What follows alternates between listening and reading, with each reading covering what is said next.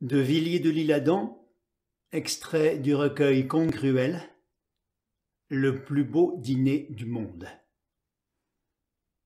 Xanthus, le maître d'Ésope, déclara sur la suggestion du fabuliste que, s'il avait parié qu'il boirait la mer, il n'avait point parié de boire les fleuves qui entrent dedans, pour me servir de l'aimable français de nos traducteurs universitaires. Certes, une telle échappatoire était fort avisée, mais l'esprit de progrès aidant, ne saurions-nous en trouver aujourd'hui d'équivalentes, de tout aussi ingénieuses? Par exemple, retirer au préalable les poissons qui ne sont point compris dans la gageure, filtrer, défalcation faite de ces derniers, la chose ira de soi. Ou mieux encore, j'ai parié que je boirais la mer, bien, mais pas d'un seul trait. Le sage doit ne jamais précipiter ses actions, je bois lentement. Ce sera donc simplement une goutte, n'est-ce pas? Chaque année. Bref, il est peu d'engagements qu'on ne puisse tenir d'une certaine façon, et cette façon pourrait être qualifiée de philosophique. Le plus beau dîner du monde. Telles furent les expressions dont se servit formellement maître Percenoix, l'ange de l'amphithéose, pour définir d'une façon positive le repas qu'il se proposait d'offrir aux notabilités de la petite ville de D, où son étude florissait depuis 30 ans et plus. Oui, ce fut au cercle, le dos au feu, les basques de son habit sous les bras, les mains dans les poches, les épaules tendues et effacées, les yeux au ciel, les sourcils relevés, les lunettes d'or sur les plis de son front, la toque en arrière, la jambe droite repliée sur la gauche et la pointe de son soulier verni touchant à peine à terre, qu'il prononça ces paroles. Elles furent soigneusement notées en la mémoire de son vieux rival, maître Lecastelier, l'ange du parafernal, lequel, assis en face de maître Percenoix, le considérait d'un œil venimeux à l'abri d'un vaste abat-joue vert. Entre ces deux collègues, c'était une guerre sourde depuis le lointain des âges. Le repas devenait le champ de bataille longuement étudié par maître Percenoix et proposé par lui pour en finir. Aussi maître Lecastelier, forçant à sourire l'acier terni de sa face de couteau poignard, ne répondit-il rien sur le moment. Il se sentait attaqué. C'était l'aîné. Il laissait Percenoix, son cadet, parler et s'engager comme une petite folle. Sûr de lui, mais prudent, il voulait, avant d'accepter la lutte, se rendre un compte méticuleux des positions et des forces de l'ennemi. Dès le lendemain, toute la petite ville de D fut en rumeur. On se demandait quel serait le menu du dîner. Évoquant des sauces oubliées, le receveur particulier se perdait en conjectures. Le sous-préfet calculait et prophétisait des suprêmes de phénix servis sur leurs cendres. Des phénicoptères inconnus voltaient dans ses rêves. Il citait Apicius.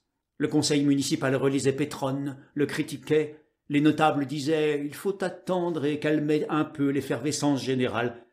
Tous les invités, sur l'avis du sous-préfet, prirent des amers 8 jours à l'avance. Enfin, le grand jour arriva.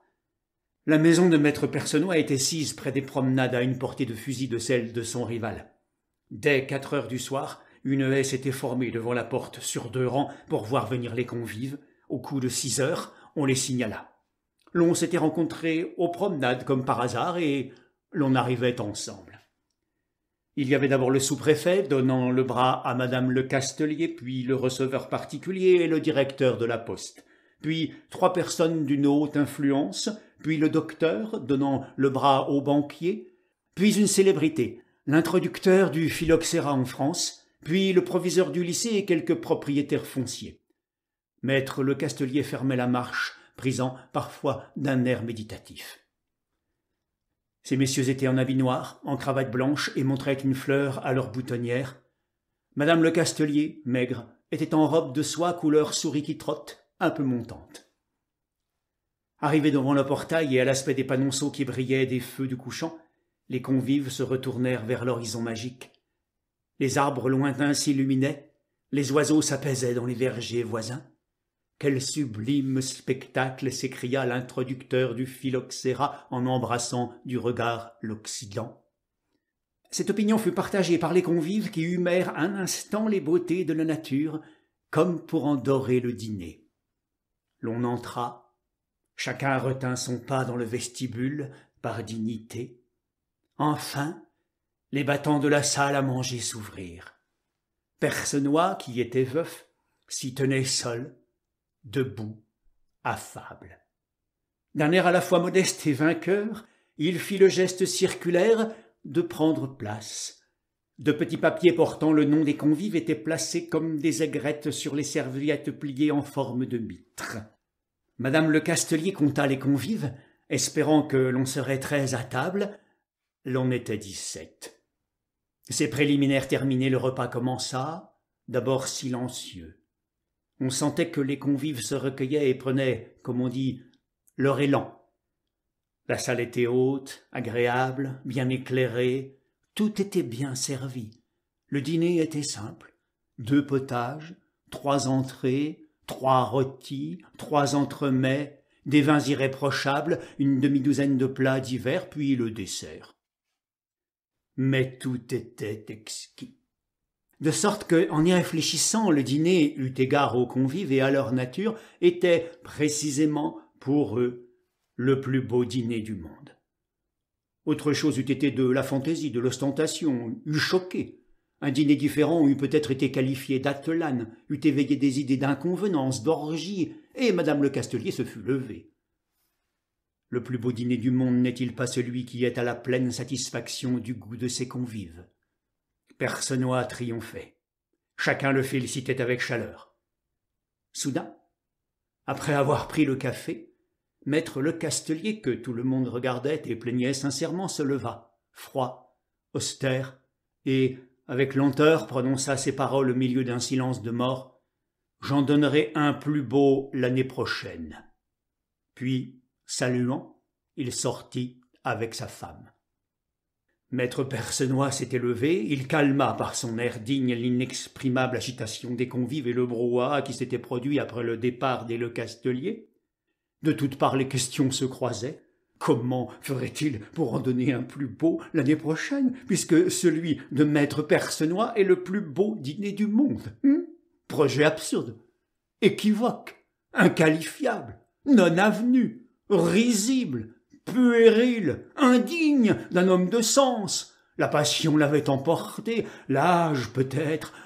On rit beaucoup. L'introducteur du phylloxéra, qui pendant le festin avait fait des mamours à madame Lecastelier, ne tarissait pas en épigrammes. Ah, ah, en vérité, un plus beau, et comment cela? Oui, comment cela? La chose était des plus gaies. Il ne tarissait pas. Maître Percenoix se tenait les côtes. Cet incident termina joyeusement le banquet. Portant au nu l'amphitryon, les convives, bras dessus, bras dessous, s'élancèrent à la débandade hors de la maison, précédés des lanternes de leurs domestiques. Ils n'en pouvaient plus de rire devant l'idée saugrenue, présomptueuse même, et qui ne pouvait se discuter de vouloir donner un plus beau dîner que le plus beau dîner du monde. Ils passèrent ainsi, fantastiques et hilars, dans la haie qui les avait attendus à la porte pour avoir des nouvelles, puis chacun rentra chez soi. Maître Lecastelier eut une indigestion épouvantable. On craignit pour ses jours. Et Percenoix, qui ne voulait pas la mort du pêcheur, et qui, d'ailleurs, espérait encore jouir, l'année suivante, du fiasco que ferait nécessairement son collègue, envoyait quotidiennement prendre le bulletin de santé du digne tabellion. Ce bulletin fut inséré dans la feuille départementale, car tout le monde s'intéressait au pari imprudent. On ne parlait que du dîner. Les convives ne s'abordaient qu'en échangeant des mots à voix basse. C'était grave, très grave, l'honneur de l'endroit était en jeu. Pendant toute l'année, maître Lecastelier se déroba aux questions. 8 jours avant l'anniversaire, ses invitations furent lancées. 2 heures après la tournée matinale du facteur, ce fut un branle-bas extraordinaire de la ville. Le sous-préfet crut immédiatement de son devoir de renouveler la tournée des amers par esprit d'équité. Quand vint le soir du grand jour, les cœurs battaient. Ainsi que l'année précédente, les convives se rencontrèrent aux promenades comme par hasard. L'avant-garde fut signalée à l'horizon par les cris de la haie enthousiaste.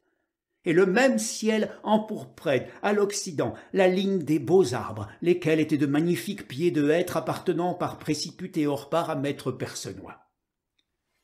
Les convives admirèrent tout cela de nouveau, puis l'on rentra chez monsieur et madame le Castelier, et l'on pénétra dans la salle à manger.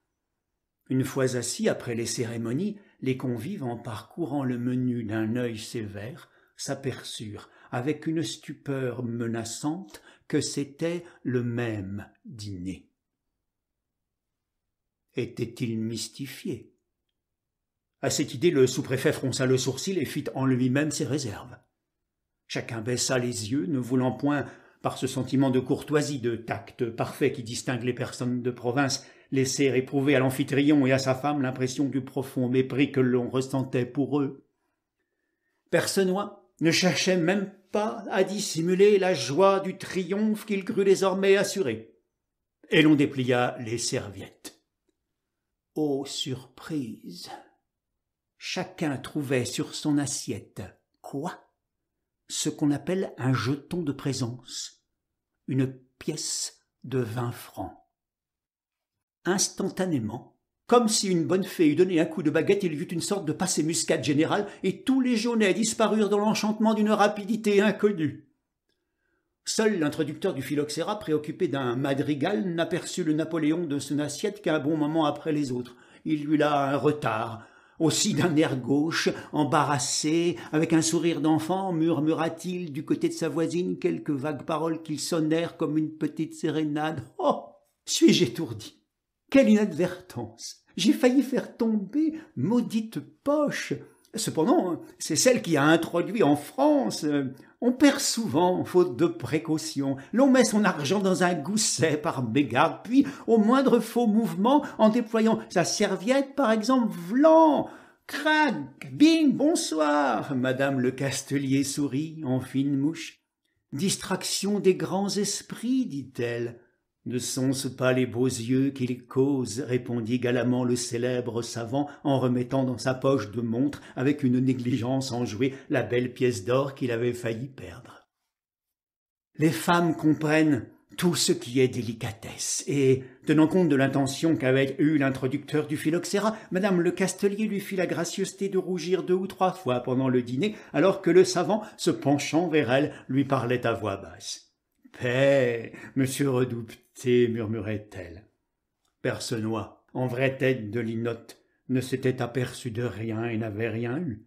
Il jasait en ce moment-là comme une pie borgne et s'écoutait lui-même les yeux au plafond. Le dîner fut brillant. La politique des cabinets de l'Europe y fut analysée. Le sous-préfet dut même regarder silencieusement plusieurs fois les 3 personnes d'une haute influence, et celles-ci, pour lesquelles la diplomatie n'avait dès longtemps plus d'arcanes, détournèrent les chiens par une volée de calembours qui firent l'effet de pétards. Et la joie des convives fut à son comble quand on servit le nougat qui représentait, comme l'année précédente, la petite ville de D elle-même. Vers les 9 heures de la soirée, chaque invité, en remuant discrètement le sucre dans sa tasse de café, se tourna vers son voisin. Tous les sourcils étaient haussés et les yeux avaient cette expression atone propre aux personnes qui, après un banquet, vont émettre une opinion. « C'est le même dîner ?» ?»« Oui, le même. » Puis, après un soupir, une silence et une grimace méditative, « Le même, absolument. » Cependant, n'y avait-il pas quelque chose? Oh, oui, oui, il y avait quelque chose. Enfin, là, il est plus beau. Oui, c'est curieux, c'est le même, et cependant, il est plus beau. Ah, voilà qui est particulier. Mais en quoi était-il plus beau? Chacun se creusait inutilement la cervelle.